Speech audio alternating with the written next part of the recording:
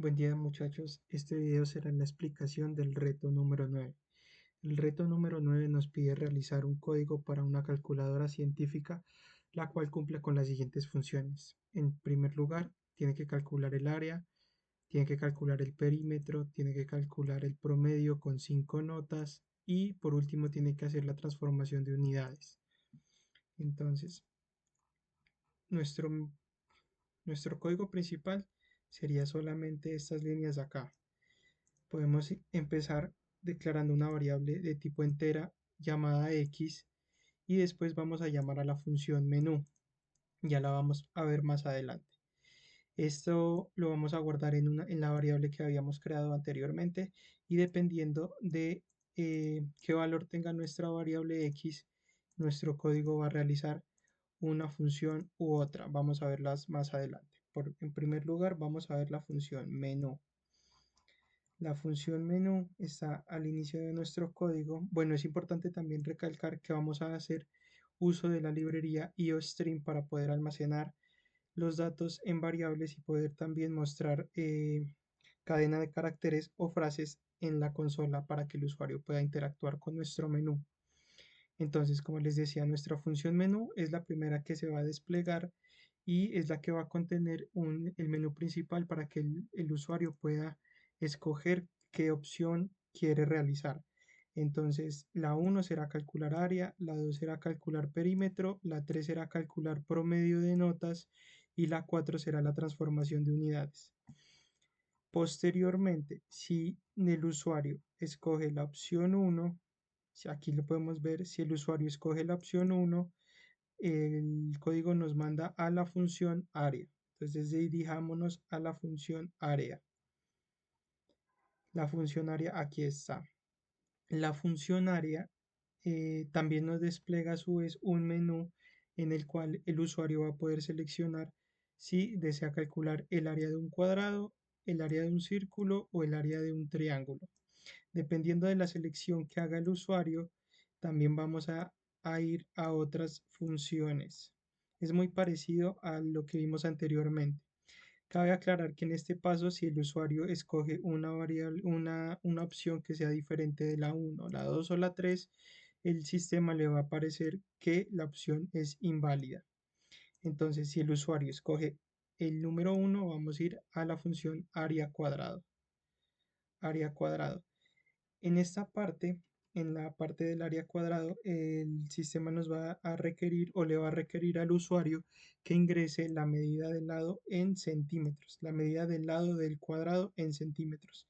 Esto lo vamos a almacenar en una variable de tipo float que se va a llamar LC por el lado del cuadrado y también vamos a crear una variable tipo float también que se llame AC que va a hacer referencia al área del cuadrado. Vamos a almacenar la información que se le pida al usuario en la variable LC y vamos a hacer el cálculo del área del cuadrado, que el área del cuadrado sería lado por lado.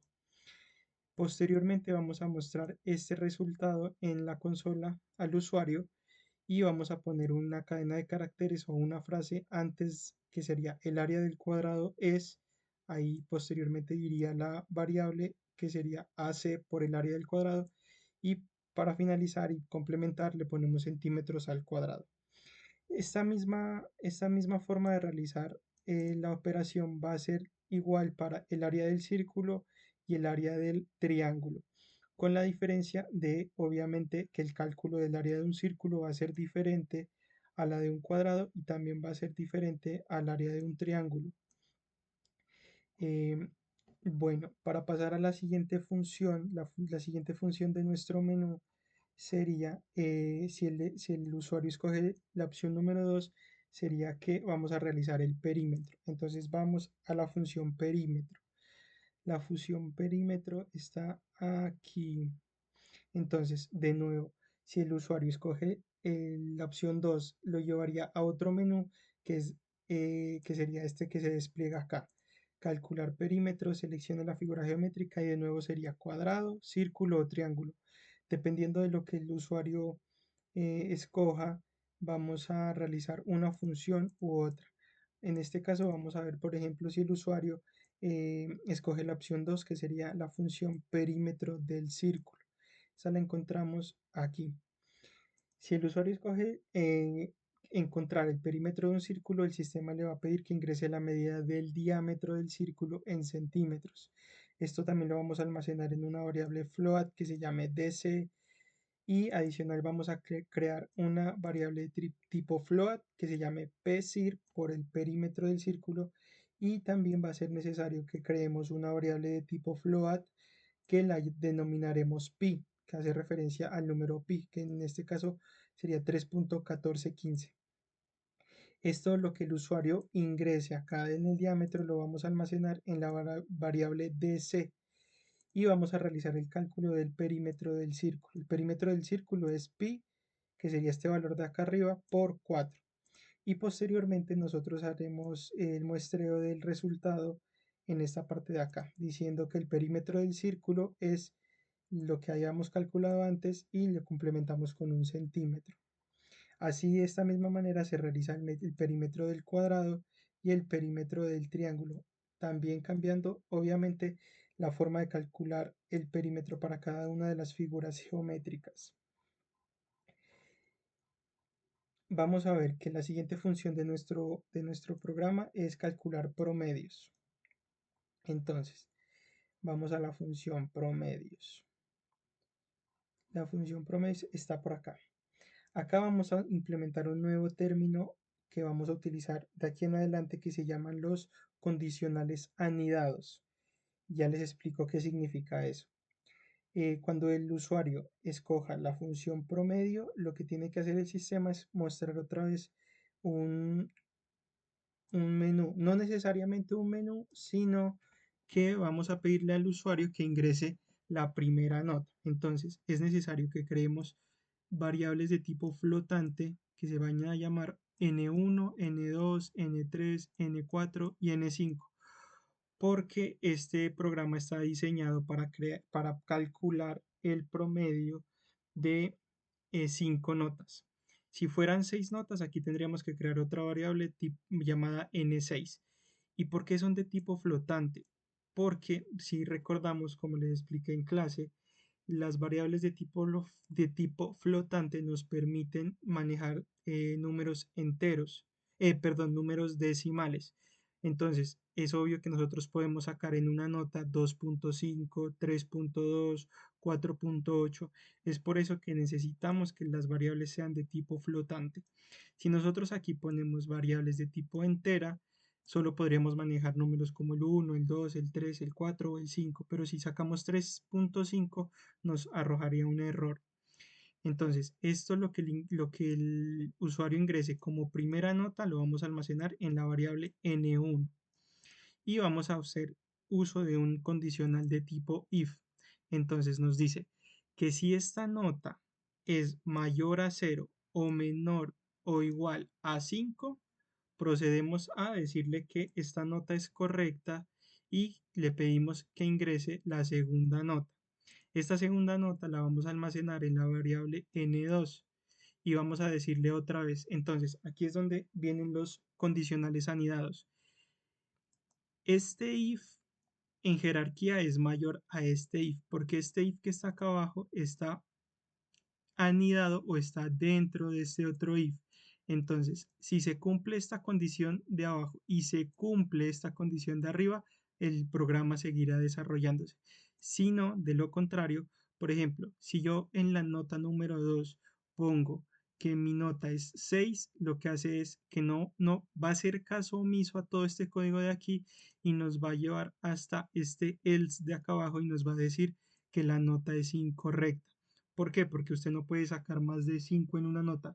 Es por eso que en la condición de nuestro condicional decimos que las notas tienen que estar entre 0 y 5, haciendo la diferencia de que aquí es mayor o igual, menor o igual que 5, porque usted también puede sacar 5. Bueno, entonces así vamos a ir anidando los condicionales uno a uno y pidiéndole cada una de las notas para poder al final, después en el último if, poder realizar el cálculo del promedio. ¿Y cómo se calcula un promedio? Pues vamos a sumar las 5 notas que tenemos y estas las vamos a dividir entre 5. Y vamos a ponerle en la consola al usuario que su promedio es, y ponemos la variable promedio, que es la que calculamos anteriormente, y listo. Si vamos a nuestro programa principal, la última parte que nos quedaría sería la parte de las transformaciones, que es cuando el usuario escoge la opción número 4. Vamos a ver la función transformaciones. Aquí está. Entonces, cuando el usuario escoja la opción 4, nos va a desplegar otro menú, que en el reto estaba que podíamos transformar de grados centígrados a grados Fahrenheit. Lo tenemos aquí. También lo podíamos transformar de kilómetros a millas, de centímetros a pulgadas y de peso colombiano a dólares estadounidenses. Entonces, dependiendo de lo que seleccione en este segundo menú el usuario, vamos a realizar una función u otra. Vamos a ir a la función grados. La función grados es la que nos permite transformar de grados centígrados a grados Fahrenheit. Entonces, cuando el usuario escoja esta opción, nos va a saltar en un mensaje que diga, ingrese el valor que desea transformar en grados centígrados. Esto que el usuario ingresa lo vamos a almacenar en una variable que yo la llame GC por los grados centígrados y también creé una variable que se llama GF por grados Fahrenheit. Entonces, buscando la fórmula de la transformación de grados centígrados a grados Fahrenheit, encontramos que un grado Fahrenheit es 9 quintos de los grados centígrados más 32. Entonces, si hacemos este cálculo, nos va a resultar los grados Fahrenheit. Y al finalizar, tenemos que imprimirle al usuario que el resultado de la transformación es la variable grados centígrados eh, igual a tantos grados Fahrenheit. Hagamos un ejemplo. Bueno, al finalizar vamos a hacer un ejemplo para que ustedes lo miren más práctico. Eh, si el usuario escoge la opción 2, que sería kilómetros a millas, sería algo muy parecido a lo que hicimos con los grados, solamente que el factor de conversión va a ser diferente, porque un kilómetro es igual a 0.621371 millas. Entonces, lo que el usuario ingrese en kilómetros lo vamos a tener que multiplicar por este factor de conversión y el resto sería igual. En la parte de centímetros a pulgadas sería exactamente lo mismo, solamente cambiaríamos el factor de conversión.